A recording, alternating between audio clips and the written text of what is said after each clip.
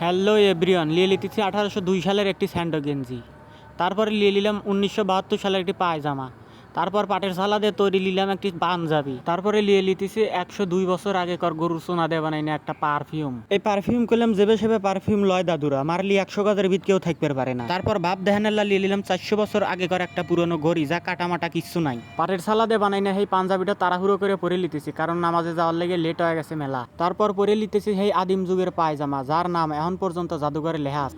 সময় নাই, তাড়াতাড়ি করে পড়া লাগবে। এই লুঙ্গি মুঙ্গি ঢেলে মিলে ফেলা দে। তাড়াহুড়ো করে পায়জামাটা তো পরে নিলাম। এবার রাতে লেব সেই পুরানো যুগের কাটাবিহীন ঘড়ি, যার টাইম টুইম কিচ্ছু দেখা যায় না। আমার আতলাঙ্গলটা কোনে ও পাইছি, খেরের পালার মতো মাথার চুলগুলো জড়ো আর রয়েছে, তাই আতলাঙ্গল দিয়ে সুন্দর করে সাইজ সুইচ করে নিলাম। এবার সেই বিখ্যাত গরুর সোনা দিয়ে তৈরি পারফিউম 703টা মারিলে কাছে জানি কেউ ঘিরবেন না পারে। ফাইনালি রুম থেকে বারা হুজুর হাইজে নিচে নেমে চলে আইছি। ঈদের নামাজের জামাত হতেছে 8টায়, ঘুম থেকে উঠছি 7টা 59-এ। তাড়াতাড়ি করে এতেল্লা দৌড় ফেরে যাইতেছি মাঠে। এখন যা দেখি বাবা হাজার হাজার দর্শক, কোন জায়গা যাবো না আর কোন জায়গা যা বসবো না, এক জায়গা ঠেলে ঠুলে ওবেই বসলাম। বসে আল্লাহ রহমতে নামাজটা শেষ করলাম, আলহামদুলিল্লাহ। নামাজ পড়া শেষ করে বাবাকে একসাথে বসে আছি। বসে থাকতে থাকতে গেলাম লেন একখান সেলফি উঠি। সেলফি উঠার লেগে বাবাকে করে পোস্ট দিল। ও আপনার ঘরে তো ঈদ মুবারক জানাই নাই, সবাইকে জানাই ঈদ মুবারক, ধন্যবাদ।